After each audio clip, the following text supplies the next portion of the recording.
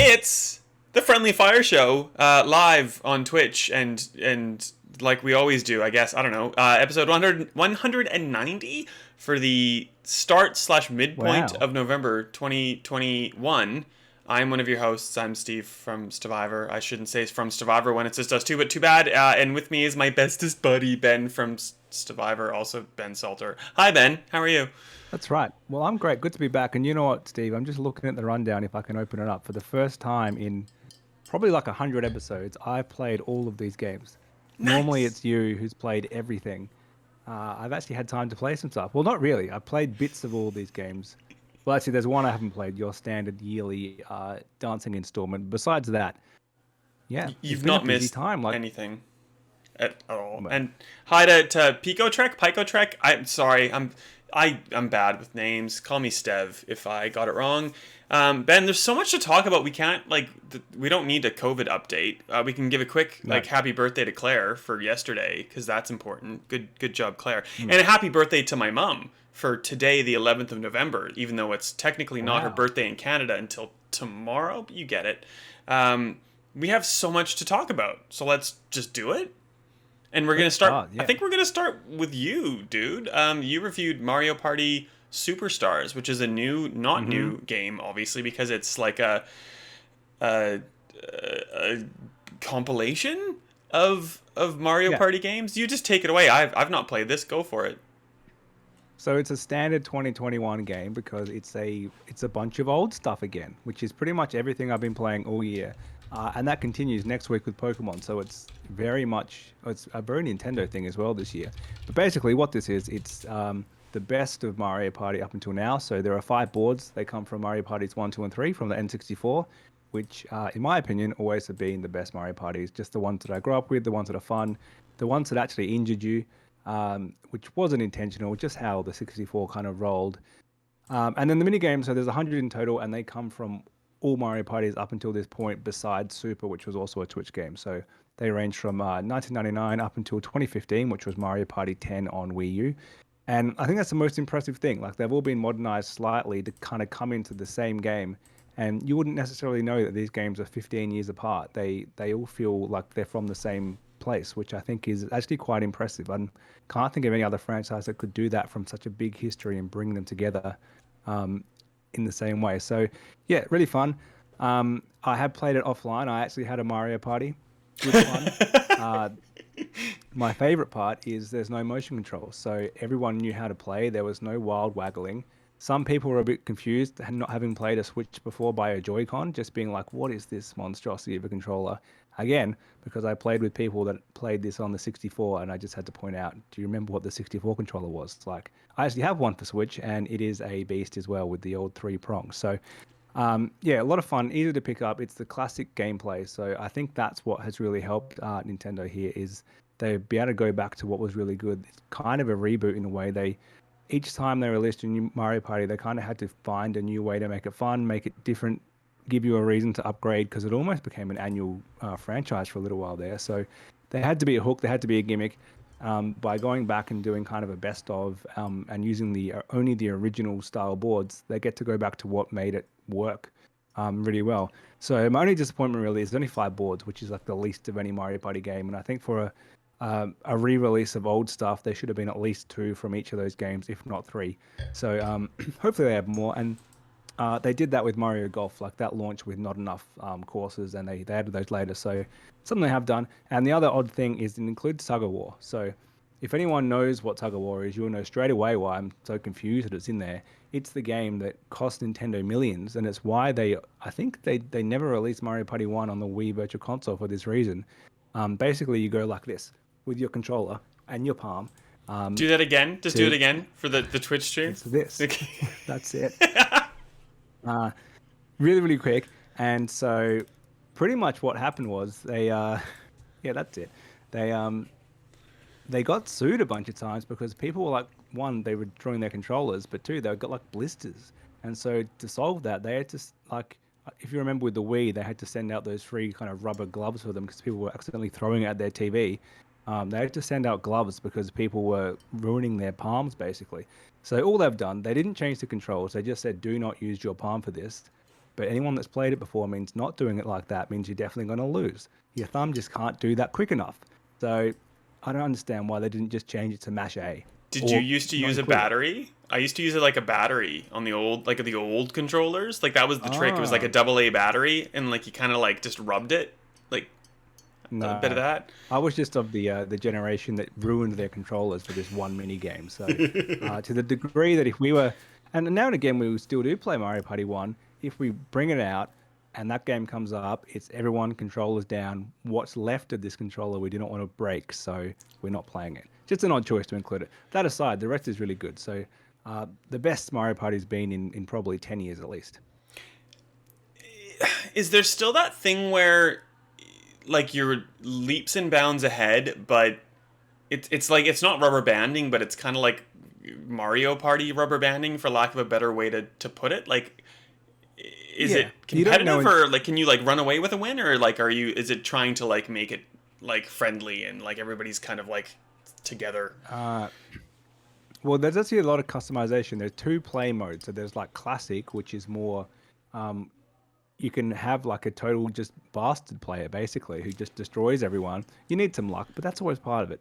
And then the newer one kind of has the bonuses, which are a bit more easy to kind of follow, and it is kind of that rubber banding to a degree. So the classic mode does have you can have one player who just seems to get the luck and they win a mini game. They happen to land in the star at the right point, and they get the item to steal a star from someone.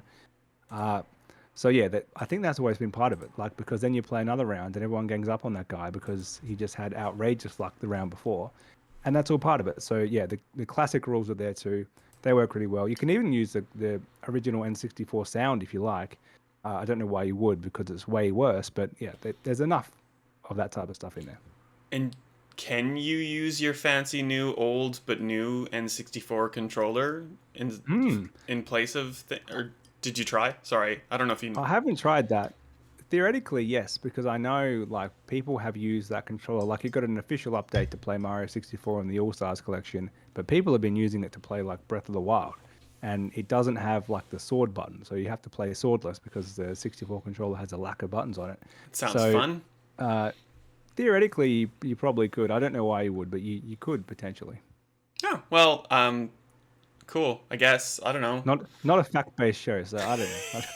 Sorry, just like I'll just ask you a Yeah. random question off the bat with no with warning. And I was gonna say Hmm. we should play this together, but like no, because there's too many other things to No, play. you won't.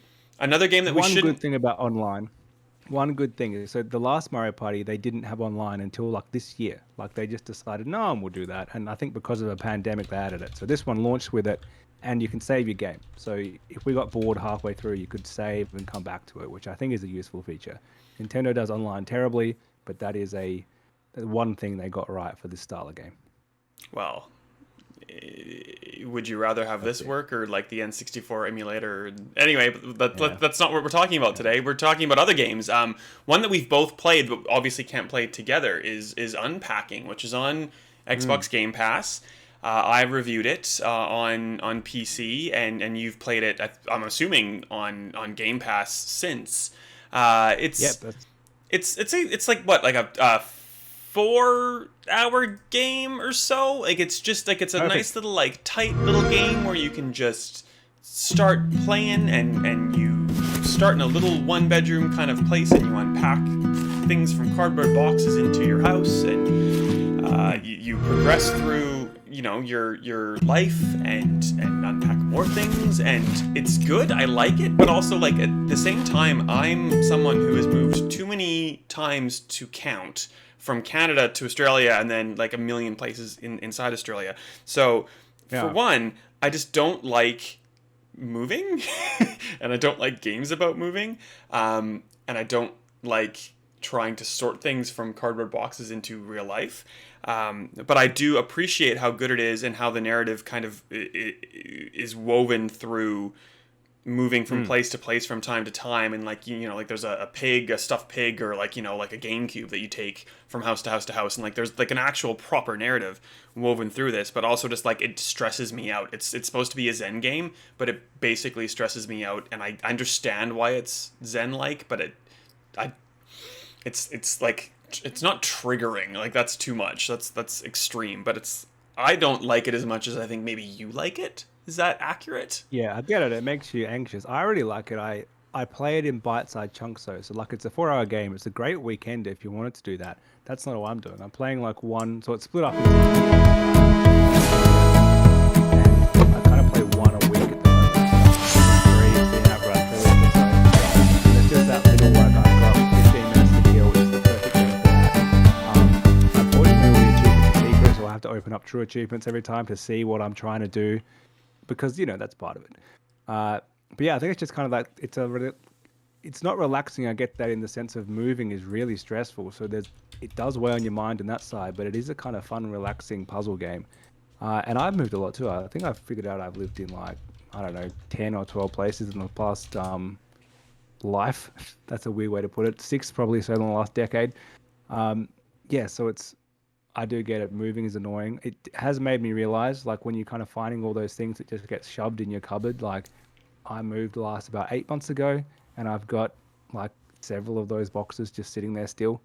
They don't Which magically means disappear when you complete one. What's no, what? no, they haven't even. I haven't. I've unpacked stuff in this game which I've not unpacked in my real life. So, like, I mean, there's some boxes here which I just put there as a bit of a gag, and they're going to stay there for years now. I can't bother moving them. I have So so many moving, like not moving boxes, but like Amazon boxes and stuff that I've just moved off the yeah. couch onto the ground just so people couldn't see them because I was trying to feign like I'm still on top of my game and professional. Yeah. Well, actually, yeah, from moving house like in March this year, I only just got rid of the last box, like because you can only recycle like one a fortnight basically. Like last bin collection, like it takes ages, so they do not magically disappear. That is fake news in this game. That's a big part of moving. What do you do with all these boxes? And you got to buy new stuff, and they all come in boxes. So many boxes everywhere. Uh, but yes, I do think they've nailed the aesthetic of the younger years, like the I think the second place you're in, you're like it's your first apartment. It's a real little place. You have like a mismatch of plates and bowls that don't match and nowhere to put them. And that was my life exactly when I was 21. So they nailed that. And the fun part is seeing like the pixel art little dots on like a GameCube case and going, that's meant to be Simpsons Hit and Run or whatever it is. So I think recognizing that stuff when it's just like a blob of colors really, but you know what it's meant to be. So that's part of the fun. We're not getting into people that didn't recognize a GameCube because what the hell, people. But there was one yellow thing that I thought was like maybe a can opener that goes into the kitchen.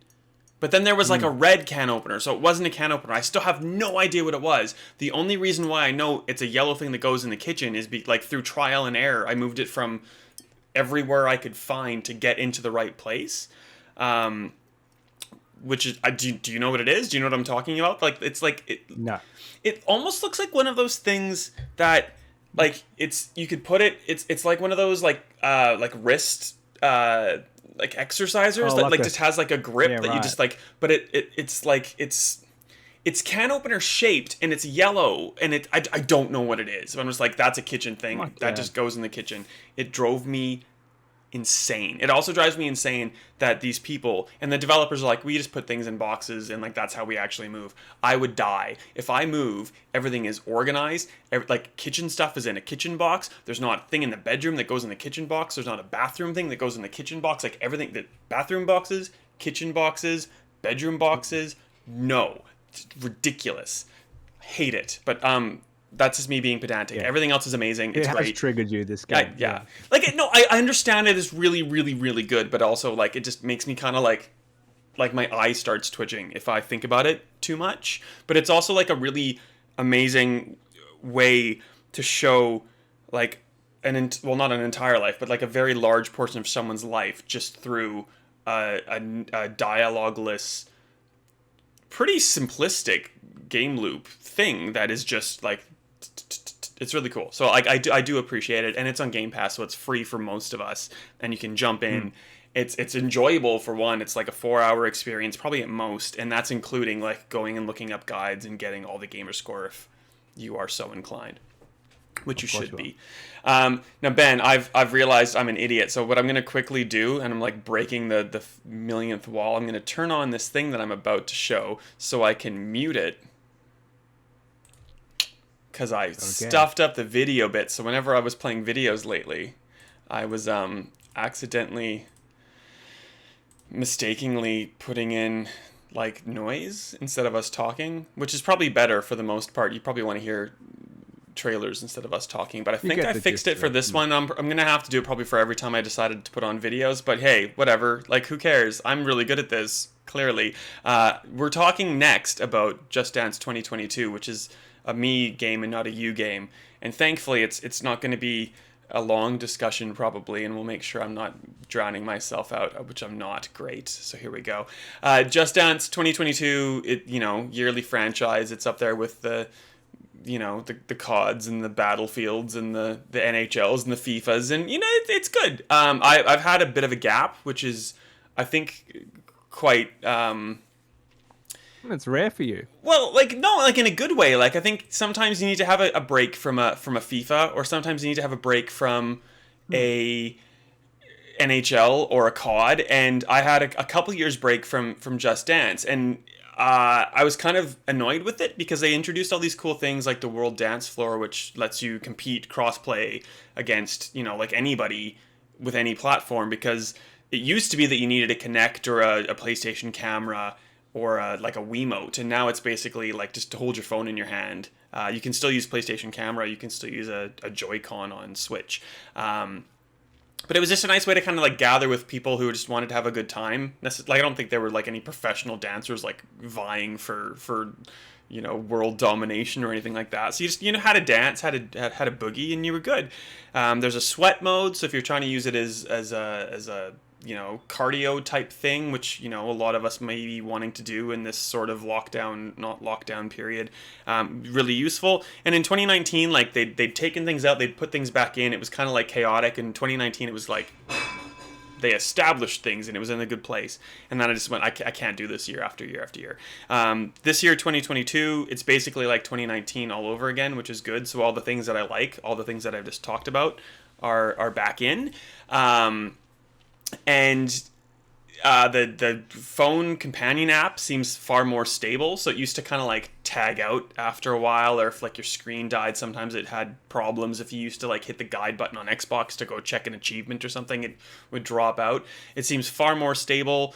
It's just the same kind of game in a good way again. So like I don't know if there's much else to say about it, to be honest. It's just like a nice, lovely kind of dancey game if you're into that.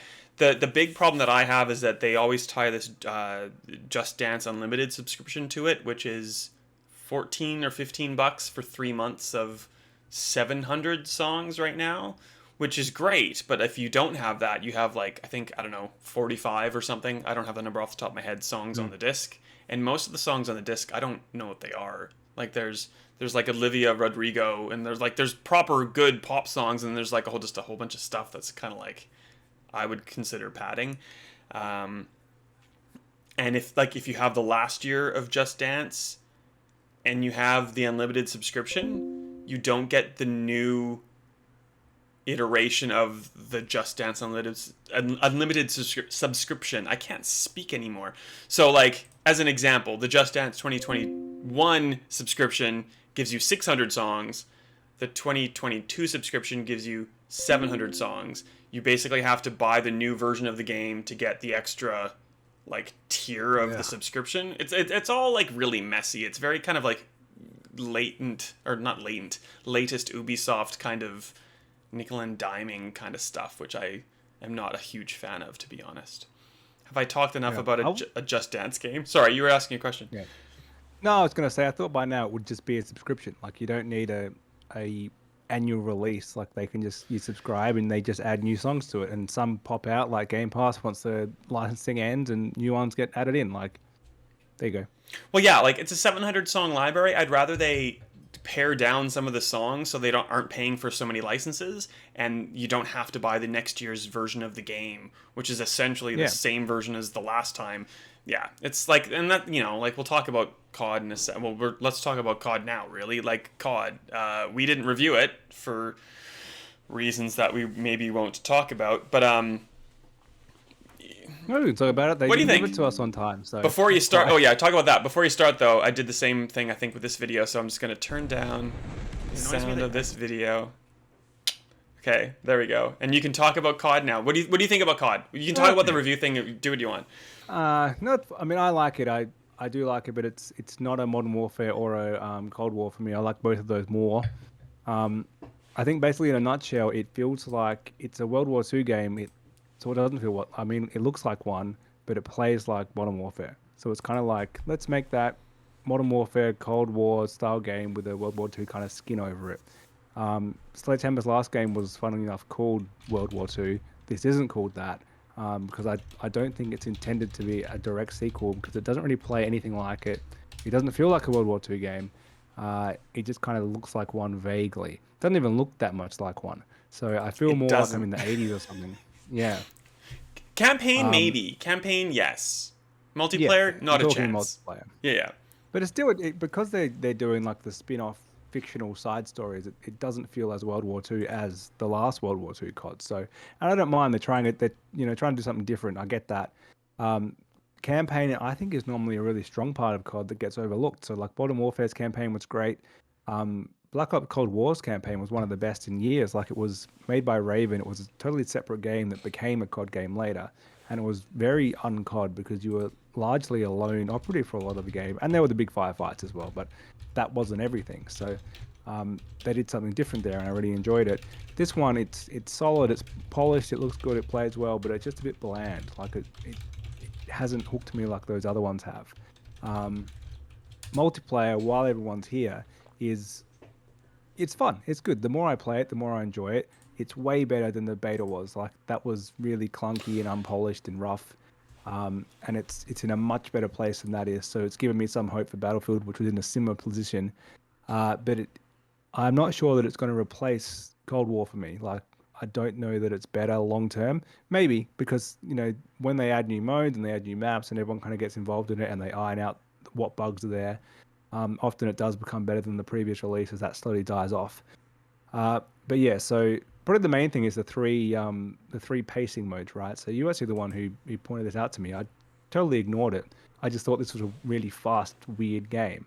Um, but it's the three modes. So you've got tactical, which is basically Modern Warfare. Like that's kind of the speed that was. I think Cold War is actually a little bit slower than that, so that's not really represented here. Then you've got Assault, which is kind of a medium ground. It's pretty quick. It's kind of like what Advanced Warfare was and like Infinite Warfare were.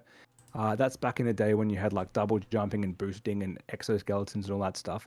And then Blitz is outrageously fast. Your time to kill is like single digit seconds, constant death, constant killing, easy to rack up 50 kills and 60 deaths, like no problems. That's too quick for me. I don't find it fun. The other two modes I do enjoy. And now that I played them more, I kind of like that it's a bit different. Like you're not at that one speed all the time. And I do like that. Like it's a bit of variety. But I think overall it's a bit too quick, generally speaking. Like it's just not World War II at all. But yeah, what do you think about it?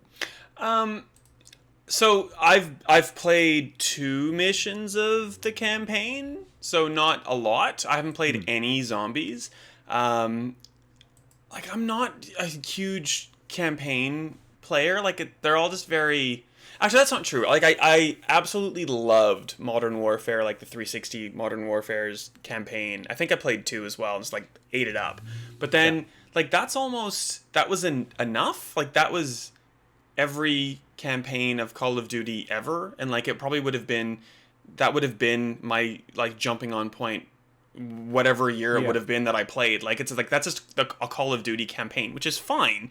And if people like are playing a game once a year, really, like they're getting their FIFA in, they're getting their Call of Duty in, like good for you. Like I'm not saying that that's bad, but like I don't need to jump into that. And there's so many things right now that I need to do that like it's just like I'd rather jump into like Horizon again, or I'd rather jump into Call of Duty Vanguard multiplayer rather than the campaign. Like I'm just like especially since there's a couple achievements that there's only like 3 or 4 that like I'm almost at. So like I'm just gonna grind out multiplayer really until I'm done, and then I'll probably jump into campaign proper. But I've been really liking the campaign, or not the campaign, the multiplayer, because it's just like I'm not good, but I'm not bad, and I can just jump in, like it's just like kind of charge the objective and like just have a Twitch reaction to kill people. And like, you know, like I don't think I've ever been like last on a team. I was at the very, very start, so launch day when I streamed it. And I know Duty's here. Sorry, I was awful that day. I'm actually good now. Like I'll end up like MVP or like, you know, in contention for MVP or like top of the leaderboard or at least middle of the team leaderboards. So like I'm not bad, but I don't think it's hard to be good either. You just kind of run and shoot, and if you kind of like see someone first, you're gonna get the drop on them, and that's just like a nice. It's just like I did get good. It's a nice, relaxing kind of just like jump in, no pressure, just you know like get a game in, get a couple games in, kind of like just it's. It's just like light and not even light and refreshing. It's just like it's low stress, low effort. It's the easiest multiplayer game to jump in and play because a lot of people don't play the objective as you've learned, but as long as a couple of people on your team are, you can still kind of go for it and achieve something. You don't need to chat with them. You can very easily just jump in for one game for 10 minutes, or you can play for 3 hours. Like that is what other multiplayer games don't really get right. Like Battlefield is such a big grand thing that I feel like you need to kind of commit some serious time to it, and you need to work with your team a lot better than you do here. Halo is kind of probably in the middle somewhere, so I think that's why it's so successful. You're right, it's easy just to kind of pop some shots and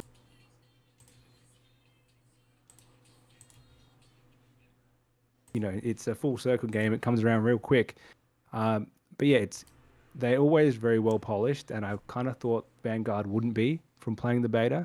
But yeah, they've delivered at the very end. So yeah, I think it's fun, but it's not as kind of great as Modern Warfare and to a lesser extent Cold War for me. If you heard other noises, it's because I just got new Samsung Live Buds because I lost one of my AirPods in the shops and only had one, so I bought new Samsung ones to go with my mobile phone that I now have, this fancy stupid thing. And if you touch them, apparently you activate Spotify. So Spotify just started playing. So yeah. I don't know. But probably now we're like copyright restricted, and who cares? Sorry, I didn't mean to just. This is a mess. This is a chaotic mess of a live stream, and it's my fault, and I apologize. But it's that time of the year where like everything is happening right now, and I just hate I hate life. But I'm sorry.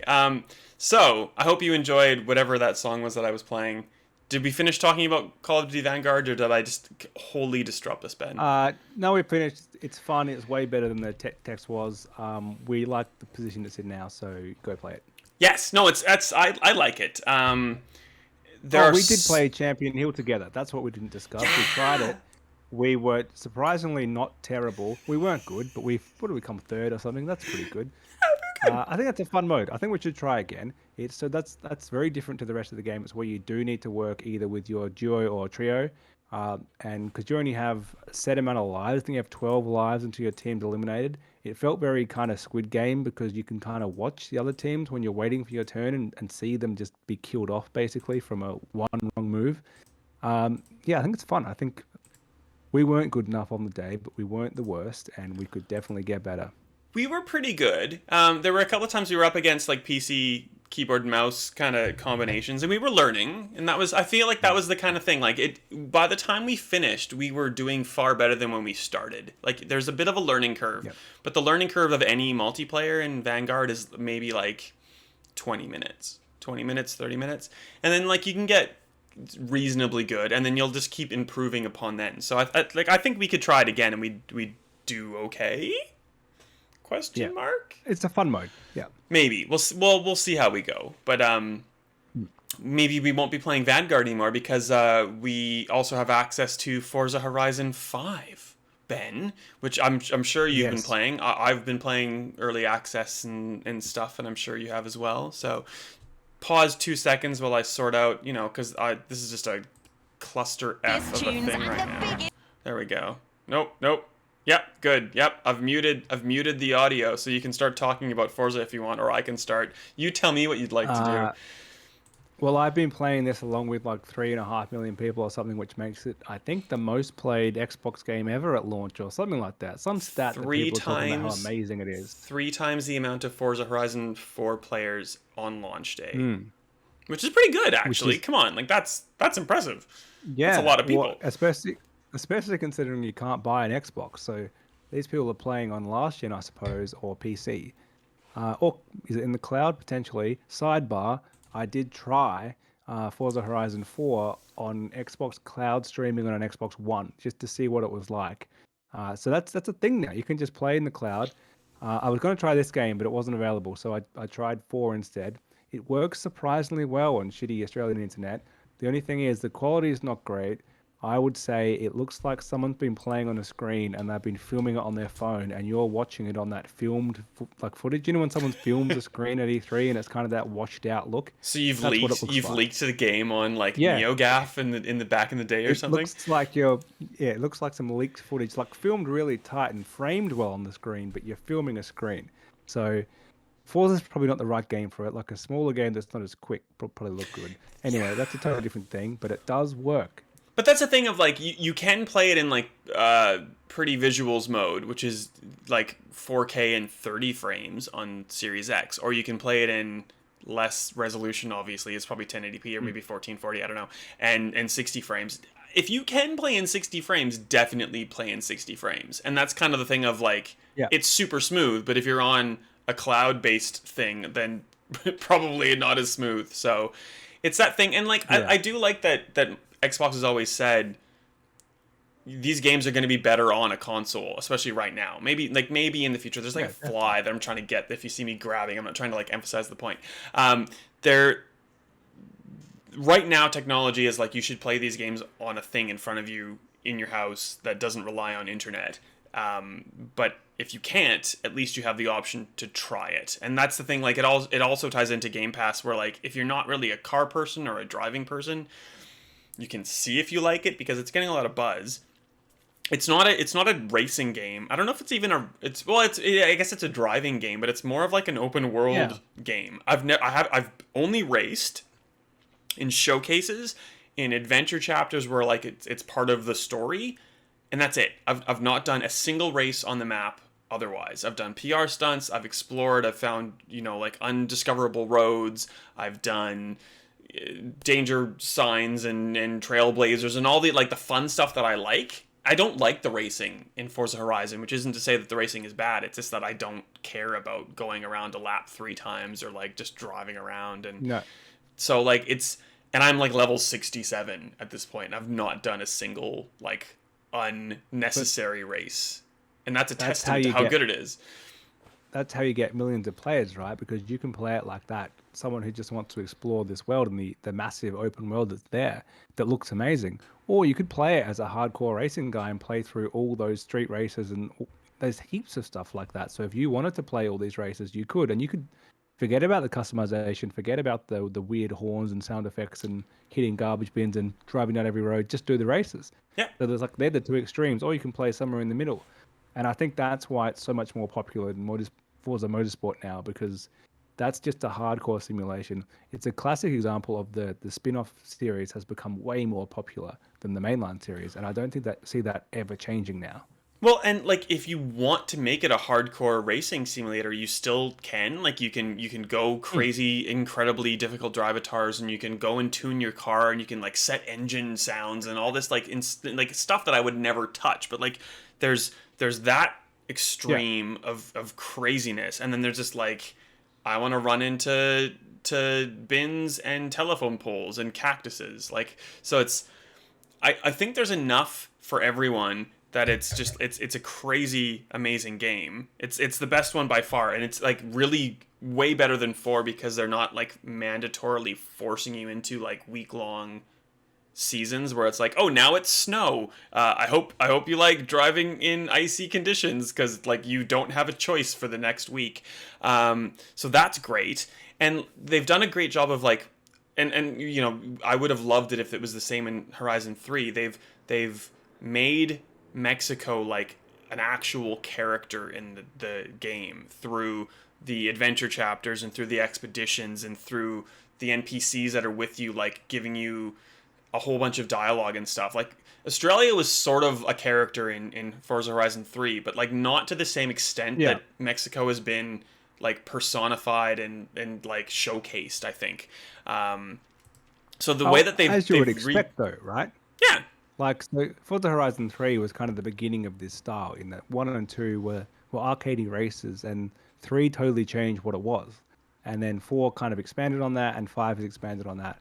I think Australia was more of a country, more of a character, sorry, than the UK was in 4. Maybe that's because the UK is so kind of split up, and it's so kind of like, this is now Scotland, and this is now England, and It it's was all like, about seasons, which didn't work, I think. yeah. So, yeah, I think Australia was more of that character, but not to this degree. I know what you mean. Yeah, so like and it's great, and like the whole, everything about it's great. The one, I guess, negative I would maybe try to throw at it is that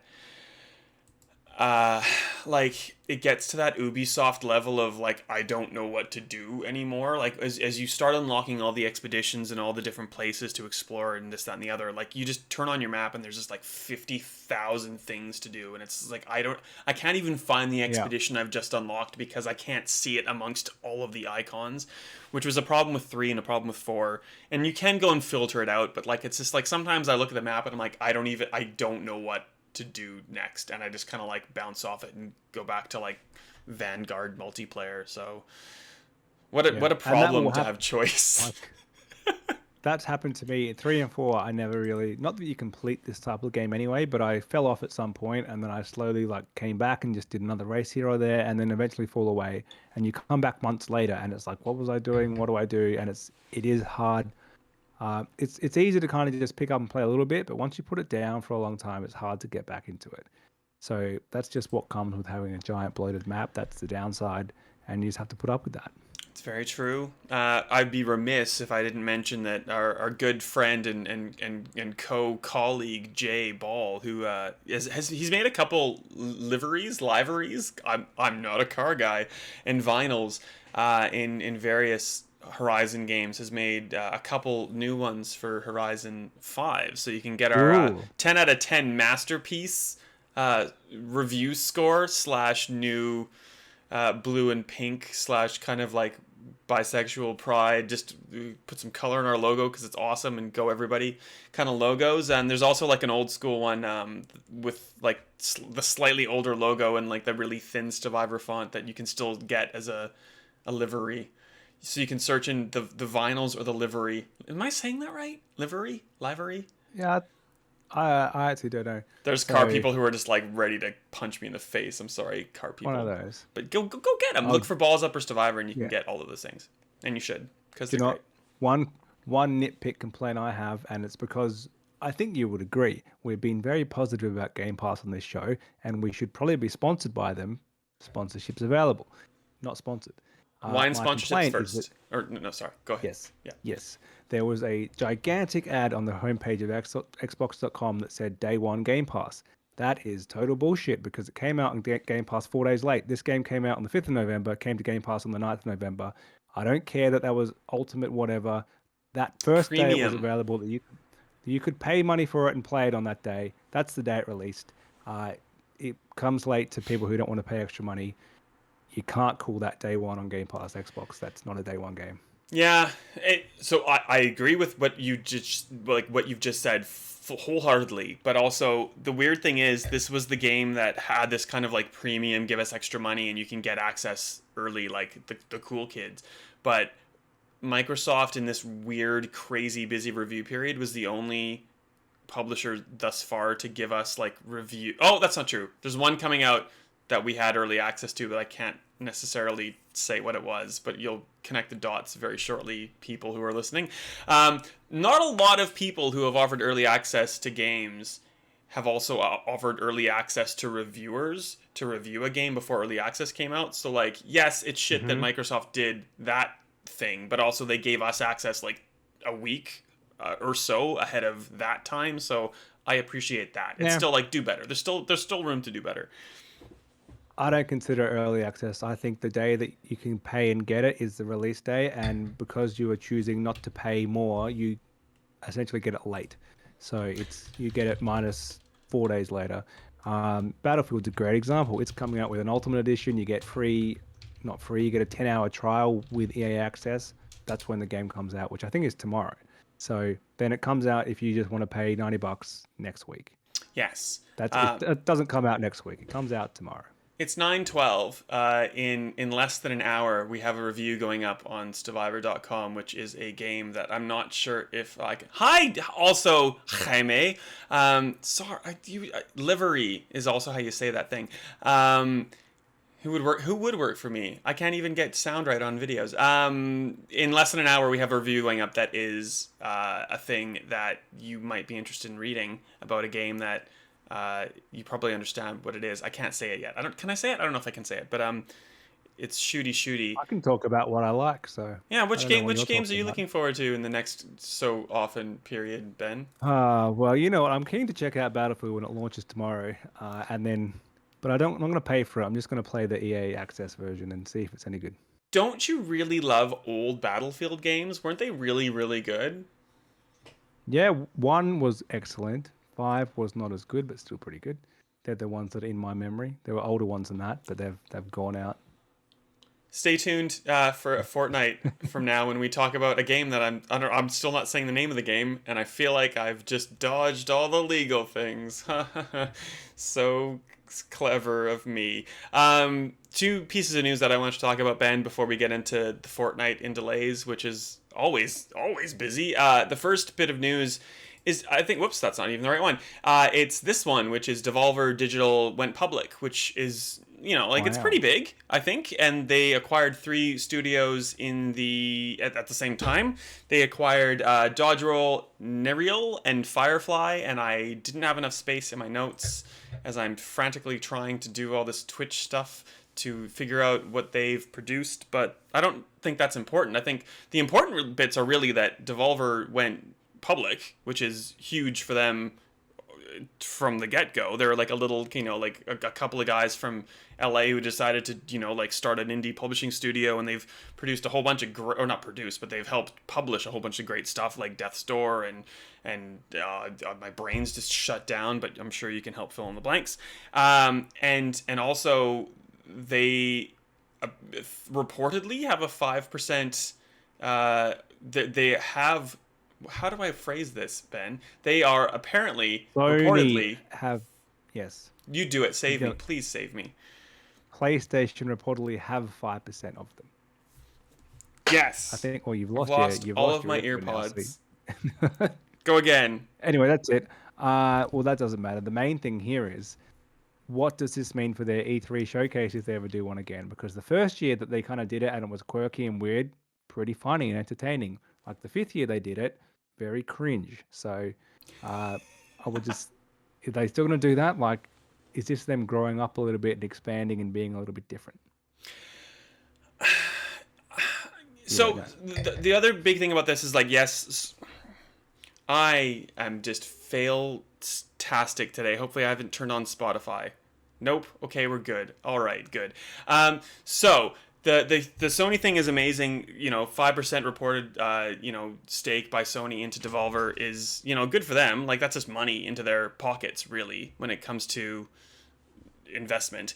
They also said in their statement that their company is majority owned by its own employees. So that, the employees of Devolver have the majority of stock between the world.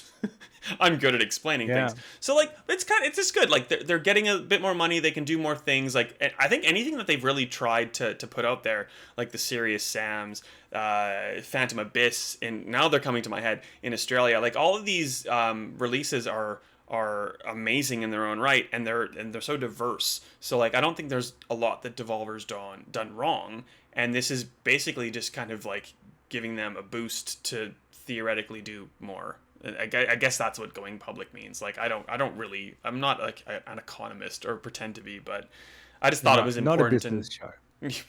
Facts? No, I can't even keep AirPods in my ears at this point. Good thing I didn't go for a jog with these, or I would have lost another set of ear headphones. No. The You've got worst. to get like the other size little bud thing. Like maybe you're wearing the wrong one I because don't you got to like know. keep it. They're weird. They're called, what are they? The Samsung Live Buds. They look like little beans. And If they don't stay in your ear, I had, terrible.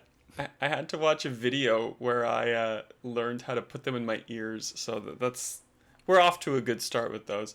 The other thing that I just wanted to touch on in terms of news is something that we talked about last time. Is just that Avengers is shit and dodgy, and I hate it. And even Square Enix hates it from the news. They're like, yeah, we should have got someone else to do it Yeah. because we definitely the games as a service thing was the right way to go. We should have always made it a games as a service game, but it shouldn't have been Crystal Dynamics. Um, What an they odd comment that one is, by the way. Like, why would you come out and say we got the wrong developer for this for a as game that you're still actively supporting and selling? Like, that's just take it off the market, basically. Like, you've just killed it right there. well, and that comes with the news that Spider-Man is coming to PS4 and PS5 on the 30th of November. But that's not even the news story. The news story from last time was that they introduced these paid XP boosts, and Mm. with less than a month after releasing those paid XP boosts, they have been removed because people weren't very thrilled with that. Coupled with that was the functionality that like decreased or increased, I should say, the amount of grind that it took to level up. So like all of those things coupled together is garbage. Did you have? I know this isn't in the notes, Ben, but did you take a look at what the Spider-Man Avengers character will look like in the Uh, game? I did see it tweeted. I didn't pay any attention to it because who cares about this game? I have it on Xbox anyway, and I'm not going to play this game ever again, regardless. So I don't care about exclusive PlayStation content. He just looks like Spider-Man. He has black Oh, like bits on his hand instead of blue, I guess, but he's still blue and red in Spider-Man outfit. But yeah, like it's that thing where like they've put it on Game Pass, so maybe people have found it on Game Pass and are like kind of getting into Avengers, but like here's a character that you can't yeah. play, or people on PC, here's a character you can't play. Um, it's I hope these kind of exclusives for multi-platform games just die out in a hurry because it's unfair. Like you pick the wrong horse, I guess, or like if you have multiple Yeah. consoles and you just happen to get it on Xbox or you're playing it for free now on Xbox, but you've been maybe buying microtransactions because you enjoy it. Like, oh, sorry, you're on the wrong one. Too bad for you. That's garbage. It's the same thing with like Destiny and special weapons on PlayStation back in the day, and there's like a million other examples, I suppose, but it's just gross. It's just gross. Yeah. See, at least something like Guardians of the Galaxy has gone single player, so it'd be very hard to do that unless they put in the story, oh, Groot's not here on Xbox. So okay, we're just not going to speak to him. Like Did we not talk you about can't. Guardians? Did we talk about Guardians last time? We talked, if you recall, we talked about it to the degree where I hadn't played it at all, and you'd played like 10 minutes of the tutorial. So we didn't really talk about it last time. Would you want to do that We can now? briefly recap. Yeah, we've Let's got do we've it. got like 12 minutes before we have to like close out the hour because like we're dead set Yeah, on an hour time, Ben. So Guardians was under amazing. an hour. Yeah, Easily game of it's the year very good. contender. Easily. Yeah, not game of the year, but certainly a contender. Uh, Amazing from a. I think the audio design is the most impressive part because like just the chatting of the characters and how they interact with each other, and when you like interject with something or something goes wrong or something and they stop, then they start the conversation again. That's normally where games go wrong. Like they just can't get it right, and somehow they make that feel like a natural conversation, and that's what I think draws you in. Like I think this is better than any of the Guardians of the Galaxy movies. Like it fits the game even better because you get that fun, you get the music, you get the banter, you get the characters, and then you get some cool gameplay in between. So, so much better than the Avengers was. The story was great, and like complex, but you didn't need like if you've watched maybe like an Avengers or something you pretty much could get what was going on, and if you didn't, it was still I think it still did a good job of explaining what was happening if you didn't necessarily know what a soul stone was, which plays a Yeah, factor. Sorry, spoilers, but not really. I really liked the way that it was absolutely just like a single narrative thread of story, but like there were some choices that you some could make choices. Yeah, that really don't matter when you analyze them properly, but like it always feels like you are making a choice and it matters, so you don't yeah, feel let down regardless of what you pick. which is like I like that in a game, and it's just like it's just good writing. It all comes down to good writing, I think. Yeah. So And I think there's so many Marvel movies that when you have Iron Man who's not Robert Downey Jr., it was odd. Like it kind of took you out of it. And that's not a problem here. Like I don't really need Star-Lord to be Chris Pratt, like especially now that Chris Pratt's every character ever. I think it's and fine that also a it's some, dick. Sorry. yeah, it doesn't. I think it's a because it's a lesser character. It's not a character we've had for so long, played by one actor for so long. It's totally fine. And the same with the other characters are less human form, so it doesn't matter who's playing Groot or Drax or whatever. Like it comes across fine. And I think again that's part of what makes it such a good game, in that it's the world becoming a game as opposed to you being so like having so many preconceived ideas about what the movie should be that's becoming a game. Yeah. And that was the problem with Avengers. It was too we're so used to all these movies, but it's kind of pulling from the comics and it's trying to be the movies and it's trying to be this games as a service and it's remembered that it could be a single player game and it wants to do XP microtransactions and it was just all over the place. So Yeah. this is very focused and it works really well. And like I like this slant of, and like there's accessibility options in Horizon 5, which we haven't talked about, but there's a whole bunch of accessibility options in this as well. And there's not so Horizon 5 you have to win like the battle royale mode for an achievement. So like I don't like games that have like super accessible options and then like you have to be like the best at this thing to get this thing.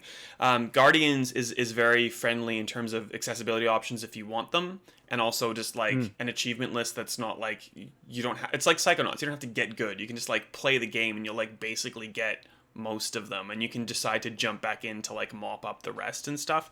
I don't think that's a bad thing. I think that's a good thing, and I think we should try to be pushing for more of that, to be honest.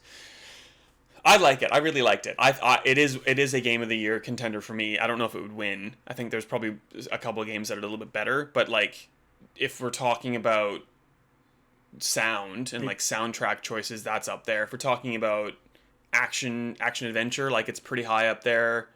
In general, it's pretty high up there. Like I'd have to really think about it. There's been a couple good games like the Deathloops and the Horizon 5s and like Returnal was great. There's a whole bunch of things that are kind of high up there, and then there's like a lot that are very far down the list. Which anyway, but Yeah, some daylight. I think it's surprising that you get a licensed game, based on a franchise that's so successful. It's even conversation about Game of the Year because for so long, licensed games have just been B grade. That was the thing. They were cash-ins. And recently, the only other one that kind of stands out is Insomniac Spider-Man, which, again, at the time when the first one came out, I don't think people expected it to be anywhere near that good. And it's because it kind of did its own thing and it wasn't relying on what's happened beforehand. They didn't need to have Tom Holland there. And so to get another one like that, which is totally different franchise, but another kind of hit and a totally different way of going about it, like that's pretty open world gaming in Spider-Man. This is very linear story based. Totally different, nailed it again. So I think there's hope again for a licensed game. Like people are finding ways to do them well. And that's what we want. Yeah, it's not like some of the Activision Spider-Man games are pretty good, to be honest, but like it's certainly not some of the bad ones of that not a THQ game. Well, yeah, and it's certainly not like an Avengers. It's like a Batman Arkham, or it's like a Spider-Man from Insomniac Spider-Man kind of game. Yeah. Like it's like just a tight scripted like great experience where you know what you're and like I don't know if you know what you're getting because I don't know if the marketing for the game was very well. Like, I don't think it was done very well. I think people weren't sure, and like we were trying to say like no microtransactions, it's all single player, like it's not Avengers, but I think there's so many people worried that it would be an Avengers, and rightfully so, and really, that it's not had an easy time, but like it's really good. You should definitely give it a go if you haven't played it yet. But what a turn. Fantastic. Like when has a publisher had two licensed games this big within the space of a year, and one has just been a total disaster all around, and the next one, and they've absolutely nailed it, and they would have been in development side by side, so it's not like they changed their mind based on what Avengers did. They just had one which was going the wrong way and one which was exactly what it should have been. So massive turn. But then to weirdly come out after the success of Guardians and say like, oh, we should have just picked a different dev to do a games as a service. Like, no, just don't do a games as a service when it doesn't need to be a game as a service. And if you say metaverse, my head's going to explode at this point. But that's fine. That's a different story altogether. We're not even talking about that other thing. Ben, we have one thing left. It's this fortnight in delays, and there are so many. I'm just gonna reel them off, and you can give me your comments if you'd like. So the first one Go. is the Steam Deck has been delayed from December 2021 in select regions, not including Australia, to February 2022. So maybe Australia gets it in 2022. We don't even know. But what do you think? Yeah, As I dropped the headphone again. well, I'm keen to get a Steam Deck potentially, just so I can play Game Pass games on a handheld because it's so annoying to have to plug in my Razer Kishi to a phone. Not that I'd really do it very often, so it'd be more of a novelty, kind of like you play something on Switch once and never again because it's fun as a handheld game. Yeah, I don't think we're getting it in 2022. Like blowing out this thing, I reckon it get delayed again. So 23 maybe. Do you think we'll even need it by the time it comes out? Like we'll have there's GeForce Now and there's like Game Pass cloud streaming. Like I feel like, and I guess you could probably stream to the Steam Deck Yeah, with these well, things, that's what but I'm like do we thinking I need would it by do. the time we get it? I'm thinking I wouldn't stream to it. I'd install Windows, as they say you can do. Install the Game Pass app or the Xbox app, and just download the games and play it on there. That's pretty much what I'd do. Would I get my money's worth doing that? No way. I'll do it like once a month, play something on it. So probably shouldn't get one actually. I took myself out of it. Good thing Yeah. that it's not available. Like I get some of these things like Steam Deck. You have to buy the games on Steam. GeForce Now you have to buy the games on Steam or Uplay or Origin, and like they have to actually work, which most of them do. But but you still have to buy them and pay for the subscription. Steam Deck you have to pay for the Steam Deck, but it's less expensive than a super powerful rigged PC. But like I feel like when the Steam Deck Yep. eventually gets to Australia, like it's not going to be a super powered rig anyway. Like you're going to be playing games in like low settings or like medium settings as compared to like laying down some more money and just having a PC master. I have LED lights now, Ben, a PC master race kind of thing. Like your mic has LED lights. I don't know. I just feel like it's just a thing that's been made without an actual reason. And by the time we get it in Australia, like it's the value well, proposition isn't going to be very high. The reason is because I'm not sure that anyone really thought that Switch was going to sell 100 million plus. It may go on well beyond that.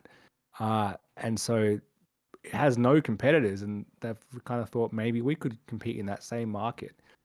Fair enough. The Switch is kind of struggling. Like it's quite old, but it's still selling like crazy, and it does its job okay. It needs a successor relatively soon. I don't think it's going to happen. If nothing else, maybe the Steam Deck pushes Nintendo to actually follow up with something. So that's the hope. Yes. Well, this one's an easy one. I don't think we're going to have much to say about it. EA Sports PGA Tour, which we have not seen anything from. We've seen like no screenshots, no videos, just like a placeholder image. Was delayed past Q2 2022 to a point sometime beyond that. It's Cool. It's got like exclusive masters and stuff, but like we haven't seen it. I think when was the last one? Like Rory McIlroy's maybe 2017 or 2018 or something. So that's good. Yeah. Whatever. Marvel's Midnight Suns, which was announced at Gamescom, and is a card-based kind of XCOM Marvel kind of thing. Yeah. Was supposed to come out in March 2022, I believe, and they've just said, nah, it's coming out in the second half of 2022, which I think is fine. Like we haven't really seen a lot of the game. I think people were kind of pissed off that it was a card-based turn-based game instead of just a proper turn-based game. I think people just wanted like an XCOM, not a card-based XCOM. But take some more time. Yeah. Anything Firaxis does is really good, to be honest. So if they need time, I think they still suit that anyway. Talking about developers being paired with the right type of game, it seems to make sense, even card-based, I think. And now that Square Enix is all about, we put the wrong developer on the Avengers, they seem to know what they're doing now, in their mind at least. And the other thing is, it's good to get some stuff out of that first quarter 22 because there are so many games jammed in there. February has an outrageous amount of games. Almost none of them were planned to be there. They've all been in previous segments of this fortnight in delays because everything just gets pushed back then. So I think we're going to see stuff pushed out of there either because they're still not ready or because they just don't want to compete with each other and they want to kind of spread it out a little bit, which should be very smart for some of those games. Do you remember when we were like overworked right now, and then in like January and February we like actually had a chance to take a proper break? That doesn't happen anymore. Like now we're just like you maybe get like Christmas to recoup and eat some turkey or something, and then like you're Yeah, just back into you're it. back in like 30th of January, you're back in. I think this happened around 2014. Before then, it was kind of like slow until like March, and there was a little bit, but you didn't really get much until the next holiday. Maybe like, drip fed some stuff. Then someone decided Feb, March, April should be massive, and it has been for the past 6, 7 years. Yeah, well, good game. Like, oh, too many games. It's really hard. It's hard to live. Like I Yep. can't wait for Halo. I'm so excited about Halo. The last delay, or there's I guess it's two delays because it was part of an SEC filing by Activision Blizzard. Both Overwatch 2 and Diablo 4 are delayed, presumably out of 2022 and into 2023. It's not locked in, but like that's pretty much the consensus here. I still don't quite understand why Overwatch 2 is even a thing because I just feel like they should maybe just make Overwatch a game. Oh God, a game as a service, basically. After I've just shat upon those things, but like that's the perfect game to just continue on. Like give it a current gen upgrade. Like do all the reworkings that you want to do. You don't need to make a new game. You're gonna split your player base if you sell two copy or like two iterations of the game. It's not a yearly thing like Call of Duty. You're like this is meant to be like the new one, but like there are a lot of people, a dedicated fan base still playing the original. So why would you do that to them? Agreed. I think that's exactly the thing. There's maybe even some potential that they're thinking that as well, and it's just kind of been delayed into that point of we don't really know what to do with this. Do we just delay it for now? And I think they probably will release it just because it's out there now. But I'm sure they're considering, could we take that content, put it into maybe a paid expansion or something that you don't need to get, but it's still part of Overwatch 1, bring it up to the current gen consoles. It's been over a year now, by the way, so definitely current gen. As of yesterday, the Xbox Series X has been out for 1 year and 1 day. Remember that? We were watching like was it Bankstown? Somewhere in New Zealand where they did that like big lake. Greenstown, that's right. I wasn't watching. I was And dead. I was so tired. I just probably collapsed at that point. I'm sure you Yeah, did too. Come on, don't tell me that you stayed up for that. I was exhausted. Well, it was like 10 p.m. in Australia. I already had an Xbox at that stage. You'd had an Xbox for like months or something, so it wasn't that exciting. But it was still fun. You know, console launch. I think we were in lockdown at the time, so That was me flicking my hair, but I had much longer hair last year because I hadn't had a haircut for a while. oh, that's right.